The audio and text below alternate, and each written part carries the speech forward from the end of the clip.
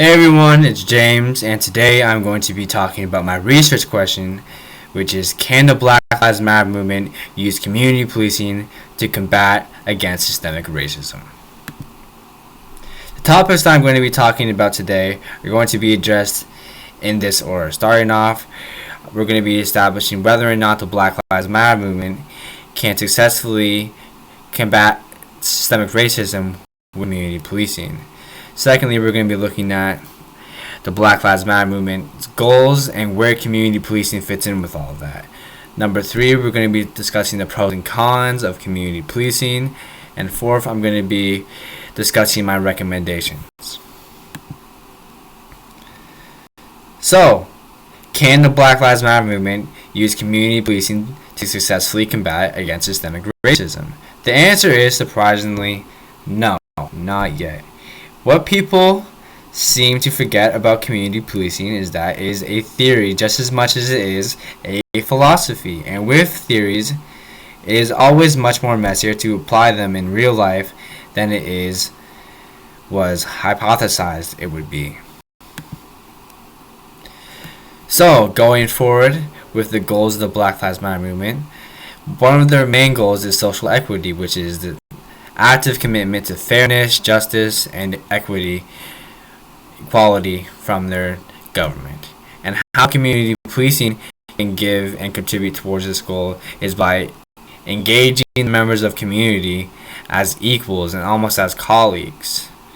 They enforce the law with the community rather than against it. And they also focus on gaining trust and approval from their community, which is beneficial from both sides. To end off with the Black Lives Matter movement's goals, it wants to end the war on black people, and how community policing can help with that is by looking after the best interests of the community and trying to be more resourceful. Despite what the textbooks may have taught you to believe, community policing has its fair share of cons. For one, it's incredibly outdated. Policing was created in 1822. To put that in perspective, toilet paper was not manufactured until 1855. Another con is that it's not always applicable.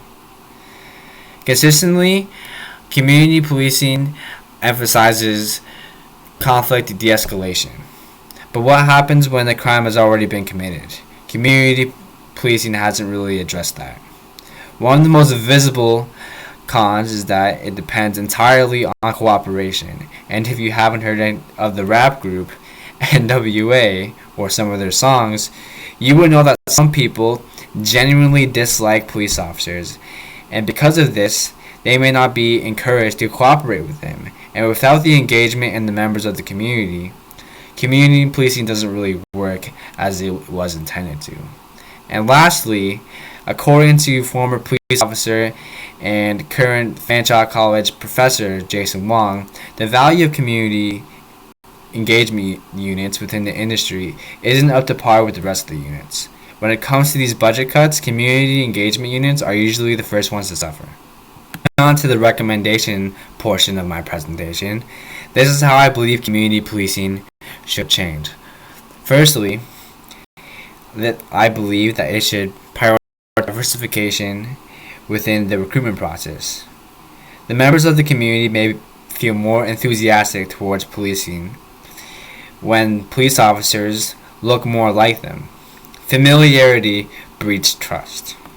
Continuing with diversity, it is crucial for officers to attend multiple different sensitivity training sessions throughout the year in order to know how to address the new cultures and religions coming into Canada at a never before seen rate.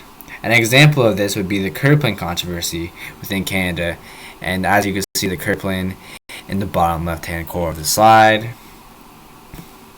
Another change would be to make smaller jurisdictions with rookie cops and their senior partners in order to make relationships with civilians. And lastly, it would be to make honor, integrity, and accountability a priority within policing unions again. And lastly, it would be to encourage resourcefulness within enforcing the law and not always having to rely on making that arrest. recommendation that I have would be to strongly look into making a reform within the law enforcement system. Police need to be held accountability for their actions. Officers are literally allowed to get away with murder with qualified immunity. And now, obviously, police officers deserve some exceptions because they insert themselves in the line of fire often, but a criteria needs to be established in order to know when an officer has gone too far. One thing that definitely needs to be addressed is updating the police training tactics. Too often, police are compared to army soldiers. Although both are public services, they both serve differently. The demilitarization of policing needs to be done. Former Chief of Police J. Scott Thompson said it best: "Culture eats policy for breakfast in policing." You can have a perfectly worded policy in place, but until the officers embody and embrace that policy, it will only remain empty words on a piece of paper. Brings me to my final point.